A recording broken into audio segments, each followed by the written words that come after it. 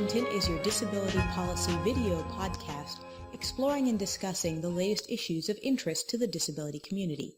Each episode will spotlight specific bills or legislation, policies, regulations, or other disability-related news media. I'm your host, Day Al-Mohammed, working to make sure you stay informed. This episode is on the ABLE Act. The ABLE Act, short for the Achieving a Better Life Experience, or H.R. 647, Senate Bill 313, is a small little bill, only about 10 pages. Trust me, that's pretty short for legislation. However, should it pass, the ABLE Act has the potential to bring about a dramatic change in the lives of people with disabilities. Social Security laws are pretty old. They've been around for about 40 years, and they say, actually, Sarah Wolf is a young woman who provided testimony on behalf of the ABLE Act at the Senate Subcommittee meeting not too long ago, and actually I think she says it better than I ever could. Just because I have Down syndrome, that shouldn't hold me back from achieving my full potential in life. I can work a full-time job, be a productive member of society, and pay taxes. But because of these outdated laws, people like me are held back in life.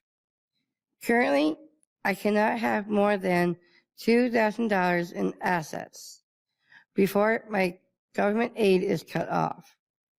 So basically, if you're a person with disabilities, you can't earn more than $700 a month, nor can you have more than $2,000 in assets. That is well below the poverty line.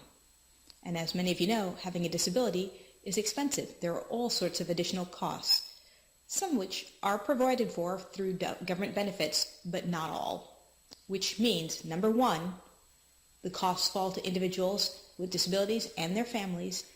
And two, if an individual with disability chooses to work, they could lose the very services that gave them the independence and ability to work in the first place.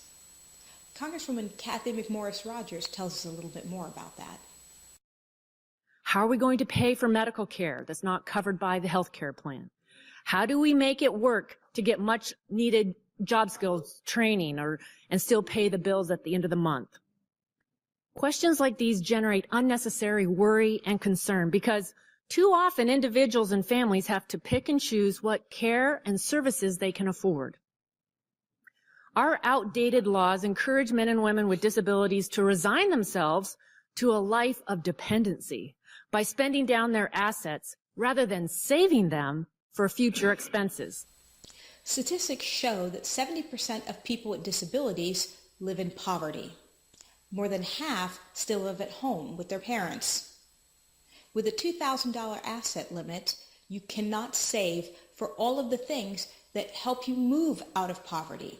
Things such as college tuition, a car, or modifications to a car to make it more accessible, job training, first and last month's rent, health-related items that might not actually be covered by Medicaid. A good example of that is dental care, or things such as disability-specific related items like assistive-related technology or personal care attendant services. So rather than try to address the confused tangle that is Social Security, Medicaid, and Medicare, the ABLE Act actually offers a much more simple and much more elegant solution. The ABLE Act amends the Internal Revenue Code and creates a tax shelter for people with disabilities.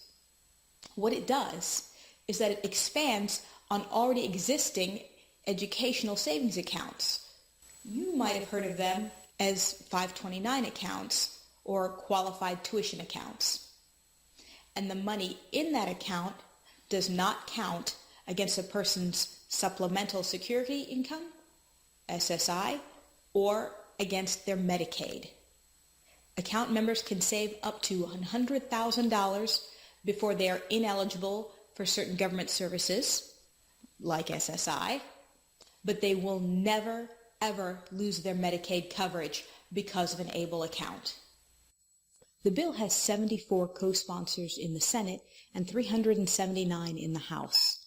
And by my count, I think that's about 84%. Pretty impressive when you consider how partisan Congress has been for the last couple of years. On July 31st, the House version of the ABLE Act was marked up. Will it pass this year? That depends. This bill doesn't quite have the egregious court rulings to push it forward that the ADA Amendments Act had. It doesn't have the gravitas of the ACA, and it certainly doesn't have the flash or excitement of the CRPD, or the Convention on the Rights of People with Disabilities. However, it does have the potential to change the lives of people with disabilities and their families. As always, I urge you to read it for yourself. Resources and links are in the comments. If you like this video cast, don't forget to subscribe. And thank you again for watching. This is Dayal Muhammad with Day in Washington, hoping you will continue to be well and be informed.